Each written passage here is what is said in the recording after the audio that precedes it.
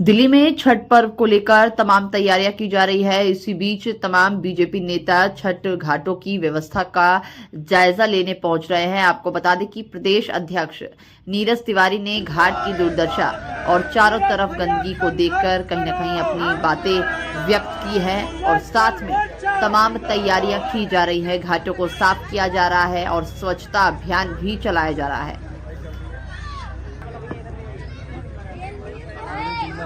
श्री नीरज तिवारी जी का छठ पूजा समितियों से लगातार संवाद। नीरज तिवारी ने मीडिया से भी बातचीत की, क्या कहा एक बार सुनिए। आज का कार्यक्रम नहीं है, ये पिछले एक महीना से हम लोग पूरे दिल्ली के जितने भी छठ घाट हैं उसको सफाई अभियान और जन जागरण अभियान चला रहे हैं। हम लोगों ने 10 अक्टूबर को पूरे दिल्ली के छठ घाटों की जितनी भी अध्यक्ष हैं समिति के, सबको हम लोगों ने भारतीय जनता पार्टी प्रदेश कार्यालय बुलाया, उनको सम्मानित किया और होने वाली समस्या से उनसे अवगत होके उसके बाद दिल्ली सरकार की एक मंत्री जिनका नाम आतिशी रुगरेला क्या है मार्लिना, उन्होंने इमीडिएट जब भारतीय जनता पार्टी कार्यालय में छठ समितियों का बैठक हुआ तो उन्होंने ये निर्णय किया कि 1000 घाट का निर्माण कराएंगे। हमने 10 से 15 दिन तक उनका इंतजार किया, एक घाट का निर्माण नहीं हुआ। मैंने उनसे यही आग्रह किया कि निर्माण तो छोड़िए, आप छठ के बारे में पहले पढ़िए कि छठ कितनी बड़ी आस्था का पर्व है। पूरे विश्व में लगभग 4 करोड़ पूर्वांचलियों का ये आस्था का पर्व है। अमेरिका से लेकर छोटे छोटे देशों में बनाया जाता है और उसमें भारत एक प्रमुख उसका देश है जहां ये पर्व मनता है। उन्होंने निर्माण तो छोड़िए, सफाई भी नहीं हुआ। तब भारतीय जनता पार्टी पूर्वांचल मोर्चा के अध्यक्ष होने के नाते मैं नीरज तिवारी अपने सभी कार्यकर्ताओं को इसमें लगाया और मैं स्वयं भी चल के प्रत्येक घाट में अभी तक लगभग हम लोग 10 जिला जा चुके हैं। दिल्ली के 4 जिला बाकी है और उसमें सफाई भी हम लोग करते हैं और निर्माण के लिए वहाँ का स्थानीय RW, वहाँ का स्थानीय प्रतिनिधियों से आग्रह करते हैं कि इसका एक अस्थायी सॉल्यूशन हो। उसके बाद मुख्यमंत्री जी का एक आदेश आया सेक्रेटारिएट से कि हम 40,000 रुपया हर वार्ड में 2 समिति को देंगे।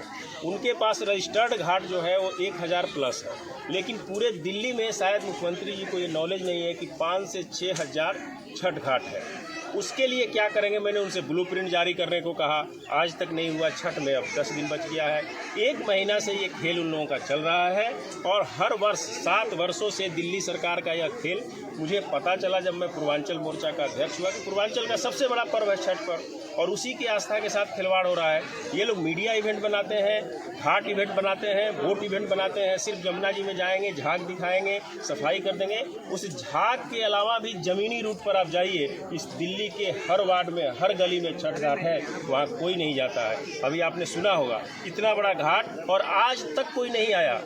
ये दुर्भाग्य की बात है। हम लोग जब आए मुझे लगा कि हर वर्ष कोई आते होंगे, लेकिन यह बहुत बड़ी दुर्भाग्य है और मेरा मानना है कि हमारे छठ पर्व जो है ये आस्था के साथ दिल्ली सरकार खिलवाड़ नहीं करे और दिल्ली सरकारी कोई भी व्यक्ति अगर खिलवाड़ करेगा ये बर्दाश्त नहीं होगा। इसके लिए हम लोग संघर्ष करेंगे और आने वाले समय में हर वार्ड में अस्थायी छठ घाट बने और स्वच्छता का व्यवस्था हो, जल का व्यवस्था हो। ऐसा मैं दिल्ली सरकार से आग्रह करते हैं कि ये किया जाए। दिल्ली में अगर बात करें तो जितनी छठ घाट समिति है और जो सरकार द्वारा जो मदद मिलता है वो कहीं ना कहीं बहुत कम है।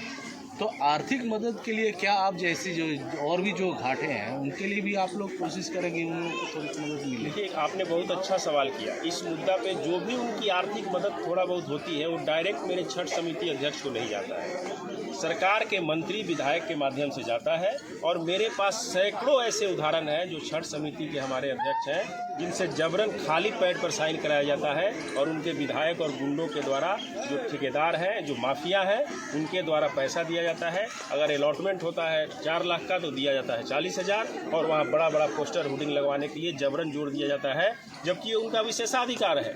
आप क्यों नहीं डायरेक्ट दे रहे हैं छठ समिति के अकाउंट में? मेरा आग्रह है दिल्ली के मुख्यमंत्री से कि हर जगह झूठ नहीं चलता, यह आस्था का पर्व है, ये माफ़ नहीं करेगी। जनता माफ़ कर सकती है, लेकिन पूर्वांचलियों के आस्था का जो महापर्व है छठ मैया कभी माफ़ नहीं करेगी।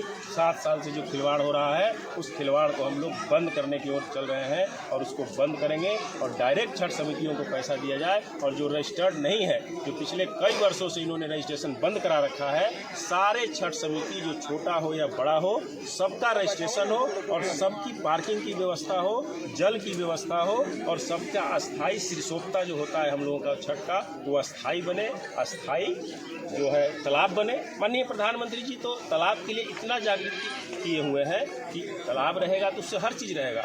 दूसरा, बार बार इन लोगों का एक बहाना है कि जो संस्कृति है दिल्ली सरकार उसको ख़त्म करना चाहती है। आप जमुना में अस्थाई घाट क्यों नहीं बनवा रहे हैं? आप जमुना की सफाई क्यों नहीं करवा रहे हैं? और छठ को बोला जाता है इससे गंदगी। अरे आप देख सकते हैं कि छठ एक ऐसा पर्व है।